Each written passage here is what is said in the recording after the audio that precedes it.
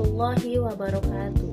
Perkenalkan, nama saya Wina Widiana. Saya dari kelas hukum C1.23 dengan NPM 3012-3045. Pada kesempatan kali ini, di sini saya akan sedikit memaparkan mengenai dasar hukum profesi advokat dan dasar hukum profesi hakim.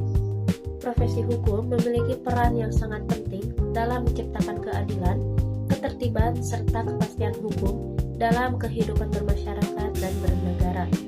Dalam sistem peradilan, advokat dan hakim merupakan dua profesi yang memiliki fungsi yang sangat berbeda, tetapi saling berkaitan.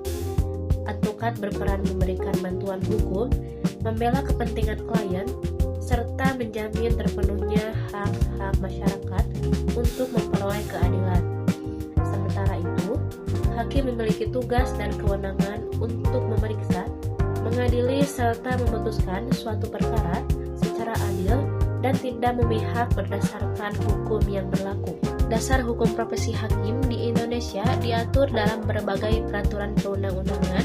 Yang pertama, yaitu Undang-Undang Dasar Negara Republik Indonesia tahun 1945, Pasal 24 dan Pasal 24A, Pasal 24 ayat 1, yaitu kekuasaan kehakiman merupakan kekuasaan yang merdeka untuk menyelenggarakan peradilan guna menegakkan hukum dan keadilan.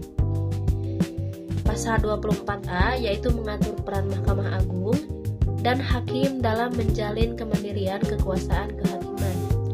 Yang kedua yaitu Undang-Undang Nomor 24 Tahun 2009 tentang kekuasaan kehakiman, mengatur prinsip-prinsip kekuasaan kehakiman, tugas dan tanggung jawab hakim, serta independensi hakim.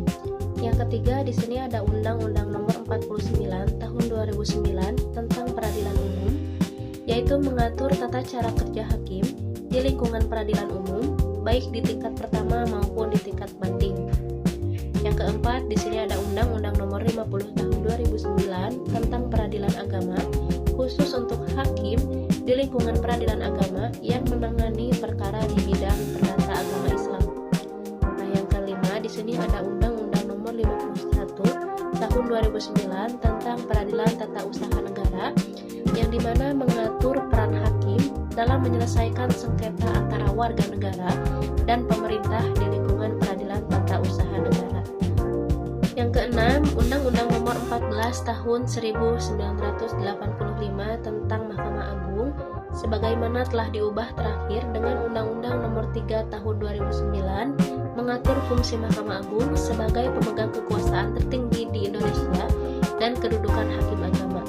Yang ketujuh ada Undang-Undang Nomor 18 Tahun 2011 tentang Komisi Yudisial, yang dimana menekankan peran Komisi Yudisial dalam menjaga dan menegakkan kehormatan, keluhuran martabat, serta perilaku hakim. Yang kedelapan yaitu Kode Etik dan Pedoman Perilaku Hakim, yaitu mengatur norma-norma etika dan pedoman melaksanakan tugasnya. Yang selanjutnya di sini ada dasar hukum profesi advokat. Dasar hukum profesi advokat di Indonesia diatur dalam berbagai peraturan perundang-undangan yang memberikan landasan hukum dan pedoman bagi advokat dalam menjalankan tugasnya sebagai penegak hukum. Di sini ada dasar-dasar hukum profesi advokat. Yang pertama yaitu Undang-Undang Dasar 1945, Pasal 28D ayat 1, yang dimana setiap orang berhak atas pengakuan, jaminan, perlindungan, dan kepastian hukum yang adil, serta perlakuan yang sama di depan hukum. Profesi advokat berperan dalam memberikan bantuan hukum kepada masyarakat untuk menjamin keadilan dan kesetaraan di depan hukum. Yang kedua di sini ada Undang-Undang Nomor 18 Tahun 2003 tentang advokat. Undang-undang ini adalah dasar hukum utama yang mengatur profesi advokat. Status advokat yang diakui sebagai penegak hukum oleh undang-undang secara langsung membuat profesi advokat sejajar dengan penegak hukum lainnya seperti polisi, jaksa, dan hakim. Pengakuan advokat sebagai salah satu penegak hukum membawa konsekuensi tersendiri bagi siapa saja yang menjalani profesi ini. tanggung jawab, dan profesionalisme harus dimiliki oleh segenap advokat. Yang ketiga yaitu Undang-Undang Nomor 16 Tahun 2011 tentang bantuan hukum, yaitu mengatur peran advokat dalam memberikan bantuan hukum kepada masyarakat yang kurang mampu. Di pasal 7 ayat 2, yaitu bantuan hukum diberikan oleh advokat yang tergabung dalam organisasi bantuan hukum yang terakreditasi. Yang keempat yaitu Peraturan Mahkamah Agung atau Perma Nomor 1 Tahun 2008 tentang prosedur mediasi di pengadilan, yaitu mengatur peran advokat dalam proses mediasi sebagai bagian dari penyelesaian sengketa. Yang kelima yaitu Kode Etik Advokat Indonesia.